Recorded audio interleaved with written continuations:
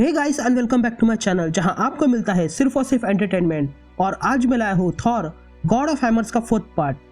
तो पिछले पार्ट में आपने देखा कि म्योनिर ने एक नया रूप लिया है और थॉर पे ही अटैक करता है और वो ऑलमोस्ट थॉर को मारने वाले ही थे, लेकिन तभी बीच में ओडिन आ जाता है और मौके का फायदा उठाकर लेडी सिफ म्योनिर को दूर टेलीपोर्ट कर देती है। लेकिन म्योनिर फिर से आ जाता है और अटैक करता है, लेकिन इस बार म्योनिर के वार से ओडिन बहुत घायल हो चुका था। और तब थॉर को म्योनिर से रिलेटेड एक बात पता चलती है और वो ये थी कि जब जेन ने म्योनिर को सन में फेंका था तब म्योनिर मैनगॉग के सोल के साथ मर्ज हुआ था। तो गाइस, वीडियो शुरू करने से पहले एक छोटी सी रिक्वेस्ट, वीडियो को लाइक, शेयर और सब्सक्राइब करने की।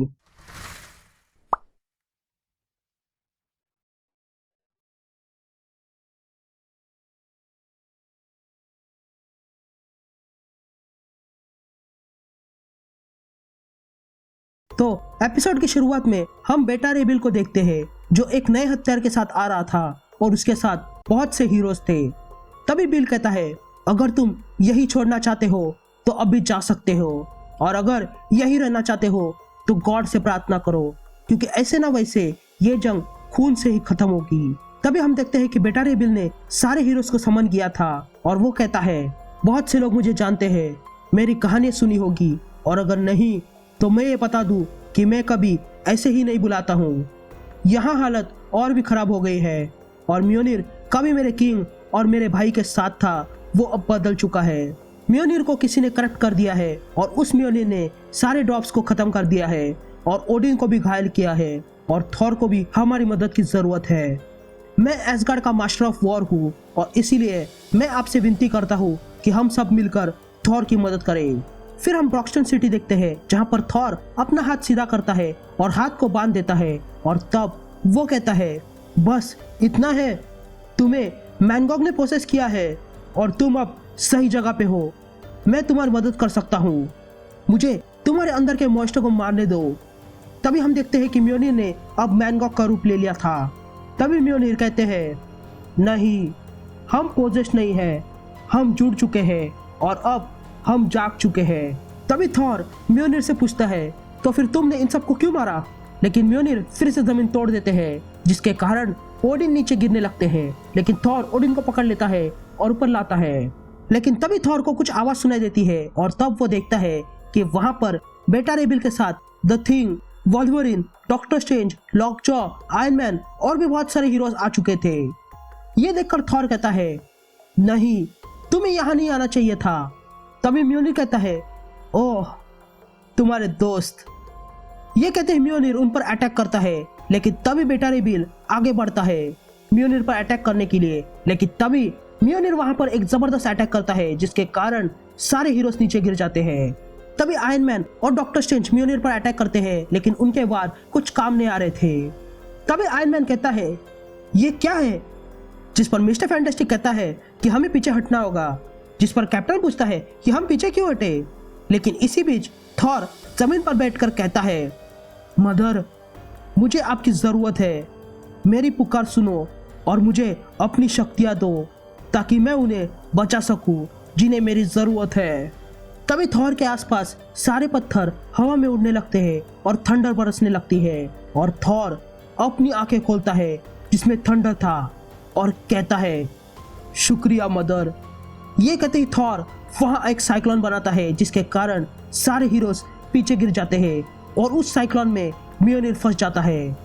तब बाहर से हीरोज उस साइक्लोन के अंदर घुसने की कोशिश करते हैं, लेकिन अगले ही पल सारे हीरोज पीछे फेंक दिए जाते हैं। तभी आयरन मैन पूछता है कि क्या किसी को आइडिया है कि यहाँ क्या चल रहा है? जिस पर मिस्टर फैंटास्टिक कहता है, मुझे लगता है कि ये एक एनर्जी टोर्नेडो है, पर यह कोई नेचुरल नहीं है और इसके अंदर घुसना नामुमकिन है।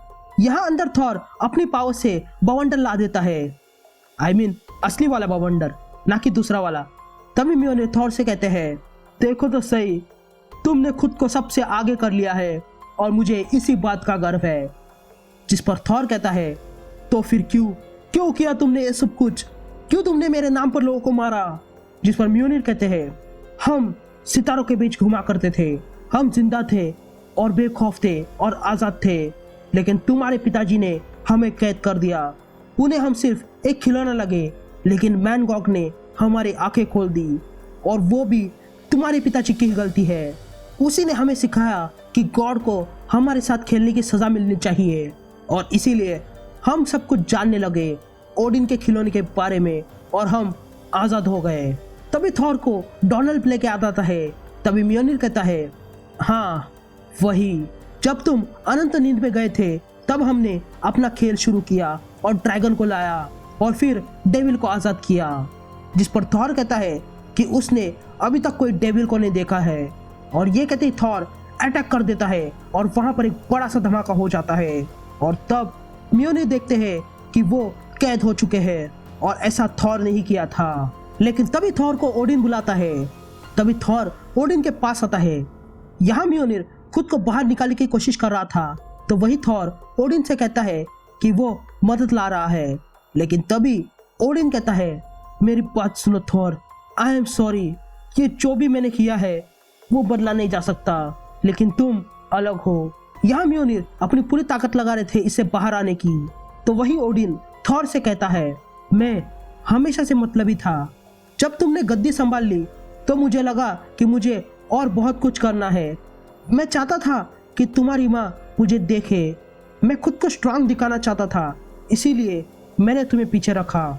जिस पर थॉर पूछता है, आप कहना क्या चाहते हो?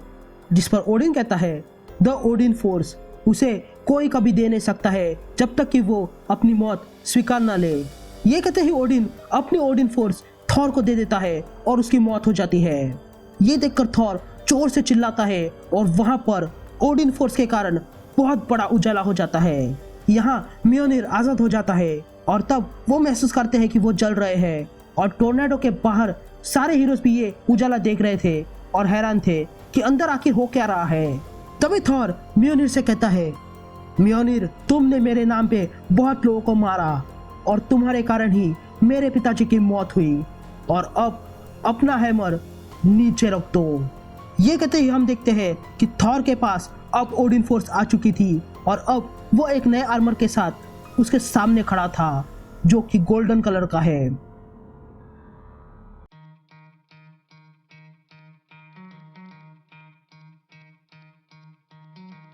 Try to play, but you're never gonna beat me. Look the other way, what I'm doing ain't easy. Bloody hands stained from the people who deceive me. Muddy hands break through the chains.